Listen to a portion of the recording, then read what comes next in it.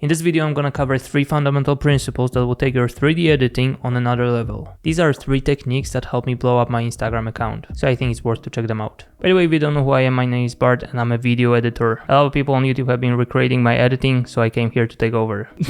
I'm also running the Editing Shift, which is a shop for video editors, so if you want to save a ton of time with my products, head over to the description below. Alright, with that said, we're gonna get straight into After Effects. So basically today I'm gonna be covering these principles, so we already got something to work with, and in that scene we're gonna be using these different techniques. So if you look at the custom view 1, you're gonna notice how the camera is acting, basically a pushback.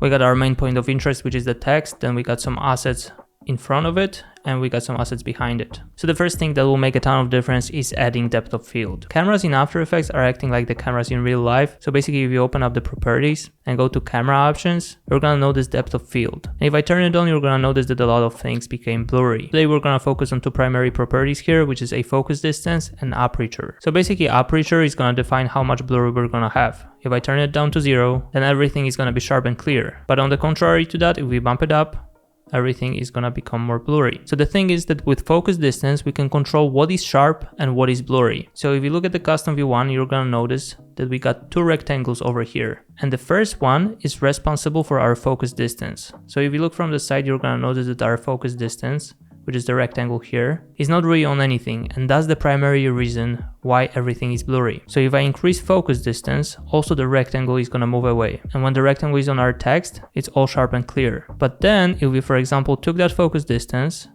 let me just show you, and tried to match it with the second asset, the text would become blurry, but at the same time, that asset would become sharp. So basically it's a game changer, it makes the whole scene more realistic. So our animation is finishing somewhere here, and we would want to have that text in focus. So all we need to do is go to the last frame, let's say somewhere here, and then we're gonna try to match our focus distance with the text. Okay, seems to be perfect. And now in the beginning the text is blurry and then it gets in focus. So with aperture, you basically control how blurry things are on the screen, and it's something I've used hundreds if not thousands of times. And remember, you can always keyframe focus distance. So for example, here in the very beginning, I can adjust it. So I'm gonna make sure that the rectangle is matching with the text, like that. I'm gonna hit the stopwatch, move somewhere here, and I'm gonna adjust the rectangle again. So when I play it back, it's kind of on and off. And what I usually do is go to Cam Control 1 and look at the keyframes here. I'm gonna make sure to read the values for the graph. So basically it's a peak on the left. And now I'm just gonna move to the last keyframe. I'm gonna hit U for our camera. I'm gonna take that keyframe here and I'm gonna increase the focus distance.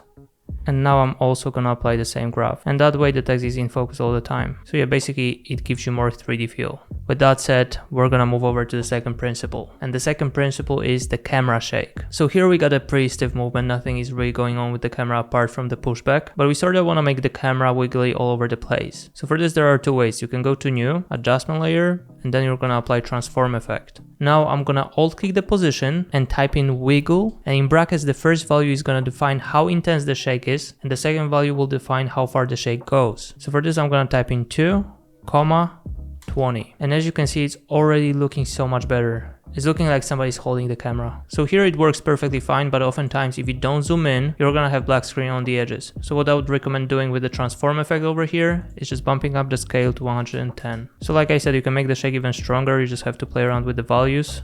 Let's say 30, yeah, but that's a lot already. I usually go with 1,20 or 2,20. So we're gonna delete that layer now, and we're gonna head over to the camera. And here's an important thing, whenever you're picking the camera, you have to make sure to pick 2-node camera, because we're gonna use the exact same expression, but for the point of interest. And if you use the other type of the camera, you wouldn't have that point of interest. So I'm just gonna type in wiggle 2,20, or maybe we're gonna go with something lower. Let's go with 1.5,20. And that's a nice, very shallow shake. And the difference between this shake and the other one I showed you, whenever you're adding expression to point of interest, the camera is shaking in different directions. While if you add it to the position in the transform effect, it's just gonna play around with the position. So just to showcase it even better, I'm gonna go to the custom view 1. So for example, here we're gonna change the value to 50 to see it better, or maybe even more, let's say 100. You can perfectly see it on custom view 1 how the camera is acting. It's going all over the place from one position over here because it's attached to point of interest. So alt clicking the point of interest is more realistic, so I would go with that, to be honest. So basically adding expression to the transform is gonna move like that. So the whole camera is kind of moving. And then with the point of interest, it's gonna add a little bit of kind of rotation. So that's something I've added a ton of times, and that's what made my edits very smooth. And one last principle is offsetting the opacity. And what I mean by that, whenever you're making a transition with a camera movement, you're going from scene A to scene B, you could just have all the opacity keyframes set at the same time, and it still looks good. That's really alright. And basically all the assets here are going from 100% to 0%. And then the assets in the second scene are going from 0 to 100%. So in general, when you take some assets and you reveal them faster than others, it's just gonna be more pleasant for the eye. I'm gonna give you an example here. So let's say we're gonna start off with these two assets. So these two are the ones in the background over here.